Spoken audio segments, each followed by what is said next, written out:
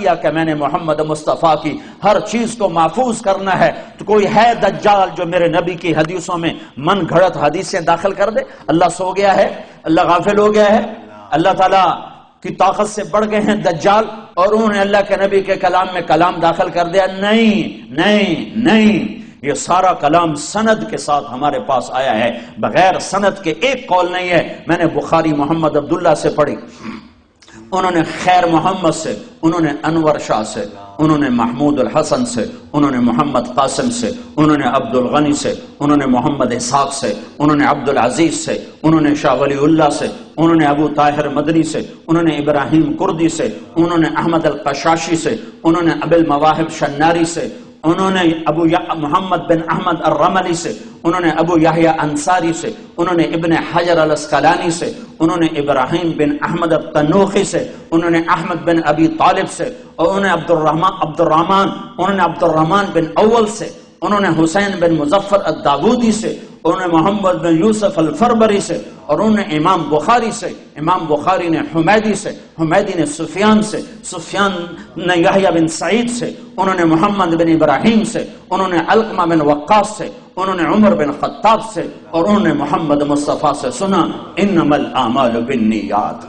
میں ایک حدیث کے پیچھے سارے سلسلے پڑھ کے سنا دی ہیں کہ میں طارق جمیل نوائے وقت سے پڑھ کے نہیں بول رہا ہوں، اور میں اردو ڈائجسٹ سے پڑھ کے نہیں بول رہا ہوں، اور میں ریڈر ڈائجسٹ سے پڑھ کے نہیں بول رہا ہوں، ٹائم میگزین سے پڑھ کے نہیں بول رہا ہوں، میرے پیچھے 31 واسطے ہیں، میں ان واسطوں سے کہہ رہا ہوں انما الاعمال بالنیات، نیتوں کا دار و اعمال کا دار و مدار نیتوں پر ہے۔ میرے نبی کی ہر بات یوں مہر لگی ہوئی ہے، سکہ بند ہے۔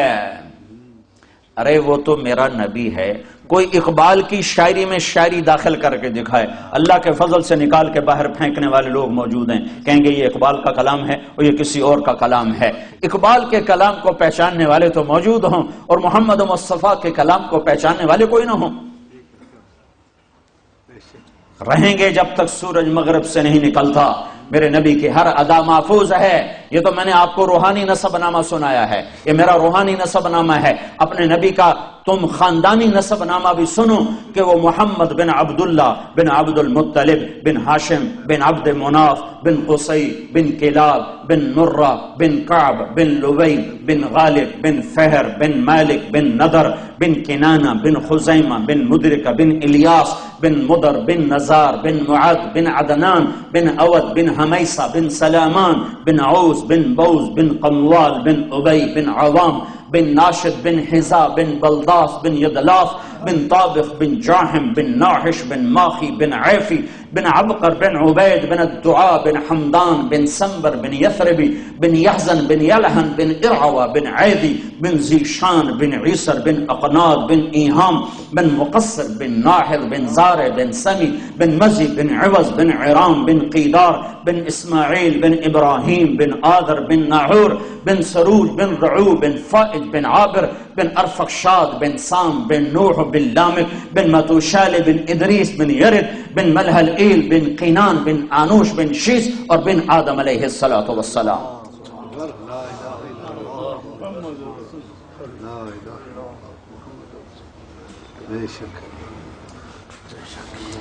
قرآن دسترخوان ہے، وطور سینین وہذا البلد الامین۔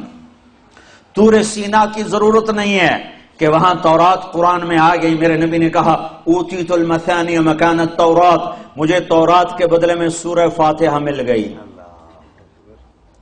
والمائدہ مکان الانجیل، اور انجیل بائبل کے بدلے مجھے سورہ مائدہ مل گئی، والحوامیم مکان الزبور، اور زبور کے بدلے مجھے حامیم مل گئے۔ حامیم کی 7 صورتیں ہیں، اکٹھی شروع ہوتی ہیں اور حامیم حامیم حامیم حامیم حامیم حامیم پر ختم ہوتی ہیں، پھر آگے دوسری سورہ شروع ہوتی ہے۔ تو سارا آسمانی علم میرے نبی کی کتاب کی 9 صورتوں میں آ گیا، تورات سورۃ فاتحہ میں، اور بائبل انجیل سورۃ مائدہ میں، اور زبور حامیم کی 7 صورتوں میں، وفضلت بالمفصلات، اور باقی قرآن کے ذریعے سے میرے نبی نے کہا میرے اللہ نے مجھے عزت بخشی، مجھے سرداری بخشی، مجھے فضیلت بخشی۔ وطور سینین وہذا البلد الامین، طور سینا پر تورات اتری اور بلد امین میں قرآن اترا. ایک تورات کے اترنے کی جگہ ہے اور ایک قرآن کے اترنے کی جگہ ہے. اور اس بات میں یہ اشارہ ہے کہ اپنے ظاہری دسترخوان سے حلال چنو، حلال کماؤ. شراب بیچنے والا کبھی سکھ نہیں پا سکتا، کبھی سکھ نہیں پا سکتا. اگر میرا رب ہے تو سنو وہ کبھی سکھ نہ پائے گا. سود پہ کھانے والا، سود کھانے والا، چوری کرنے والا، ظلم کرنے والا، ستم ڈھانے والا، ہر طریقہ جو حرام اللہ نے مقرر کر دیا ہے اس سے رزق آنے والا سکھ نہیں پا سکتا. یہ دھرتی اللہ کی، آکاش اللہ کا، لیل و نہار اللہ کے، دن رات اللہ کے، ماضی حال اللہ کا، خوشی غمی پر اللہ قابض ہے. کبھی کبھی کبھی کبھی بھی حلال کھانے والے پر خزاں نہ آئے گی اور حرام کھانے والے پر بہار نہ آئے گی. گزارا نہیں ہوندا، یہ تو بڑی معمولی سی بات ہے. یہ بات امام حسین بھی کہہ سکتے تھے، گزارا نہیں ہوندا، میں یزید کی بیعت کرتا ہوں. ان کا نہیں، سر کاٹو، نیزے پہ چڑھاؤ، میرے جسم پہ گھوڑے دوڑاؤ اور امت محمد کو پیغام دو کہ اہل بیت یوں قربان ہوئے ہیں اپنے نانا کے دین پر. اور ان کو سنا دو کہ کلمہ اتنا سستا نہیں ہے، جنت اتنی سستی نہیں ہے. حسین کو تو جنت کا وعدہ تھا کہ حسن اور حسین جنت کے نوجوانوں کے سردار ہیں. میرے نبی نے خوشخبری سنائی. ابھی تو یہ شہزادے حسن پیدا ہوئے. میرے نبی نے پوچھا علی کیا نام رکھا ہے؟ کہا جی حرب. کہا نہیں حسن.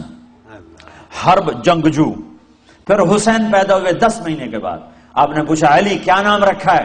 کہا جی حرب جنگجو. کہا نہیں یہ حسین، یہ حسین. پھر میرے نبی نے فرمایا جب سے آدم کی نسل چلی ہے یہ 2 نام اللہ نے سنبھال کے رکھے تھے میرے بچوں کے. آج تک کسی کا نام حسن حسین نہیں رکھا گیا. حضرت حسن سر سے لے کر کمر تک اللہ کے نبی کے مشابہ تھے اور کمر سے لے کر پاؤں تک حضرت علی کے مشابہ تھے. اور حضرت حسین سر سے لے کر کمر تک حضرت علی کے مشابہ تھے اور کمر سے لے کر پاؤں تک اللہ کے محبوب کے مشابہ تھے. اس لیے میرا نبی فرمایا کرتے تھے حسن میرا بیٹا ہے، حسین علی کا بیٹا ہے. دونوں سے پیار کرتے تھے لیکن حسن سے زیادہ پیار تھا. حسن سے زیادہ فرماتے تھے اور پیار دونوں سے تھا. دونوں کو کمر پہ بٹھا کر پاؤں اور گھٹنے زمین پہ لگا کر پورے کمرے میں چکر لگاتے اور فرماتے دیکھا تمہارا اونٹ کیسا زبردست ہے. نعم الجمل جملکما. دیکھا بچوں تمہارا اونٹ کتنا زبردست ہے، تمہیں کیسے سواری کرا رہا ہے. باہر نکلے اور ہاتھوں کی بجائے کندھے پہ بٹھائے ہو. یہاں عربوں میں عیب تھا بچے اٹھانا، پیار کرنا بھی عیب تھا، چے جا کے اٹھانا. اور یہاں اٹھانا تو کوئی سلیقہ نظر آتا ہے، کندھے پہ بٹھانا تو عجب نظر آتا ہے نا. تو آپ نے دونوں بچوں کو یہاں بٹھایا ہوا اور باہر آ گئے. تو ایک بدو نہ رہ سکا، ہوئے ہوئے یا رسول اللہ آپ ان سے اتنا زیادہ پیار کرتے ہیں کہ ان کو یہاں بٹھایا ہوا ہے. آپ نے کہا میں نہیں پیار کرتا ہوں، اللہ بھی ان سے پیار کرتا ہے. اور اگلی بات بھی بتا دوں، جو ان سے پیار کرے گا اللہ ان سے پیار کرے گا، اور جو ان سے بغض رکھے گا اللہ ان سے بغض رکھے گا. حضرت عمر ملے، کہنے واہ واہ بھائی بڑی زبردست سواری ہے. نعم المطیۃ مطیۃکما. بڑی زبردست سواری بھائی تمہاری. تو میرے نبی نے کہا نعم الراکبان عمر. سواری تو بڑھیا ہے، سوار بھی تو دیکھ کون ہیں. آج سوار بھی بڑے بڑھیا ہیں.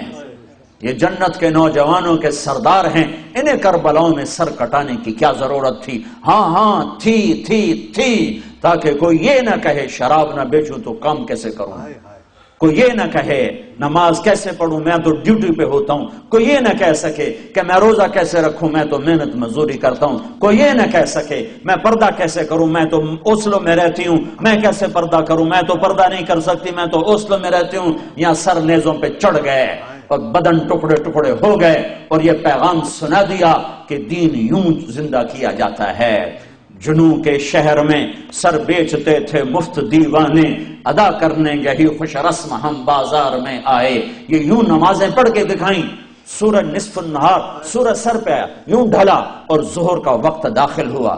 تو امام حسین علی مقام نے اپنے جھنڈے بردار زہیر رضی اللہ تعالیٰ عنہ، 3 جھنڈے تھے، ایک زہیر کے پاس، ایک بھائی عباس کے پاس، ایک حبیب کے پاس. زہیر رائٹ پر، عباس درمیان میں، حبیب لیفٹ پر. تو زہیر کو بلا کر فرمایا ان سے کہو ہمیں نماز پڑھنے کے لیے تھوڑی مہلت دے دو. نماز کی اب بھی ضرورت ہے.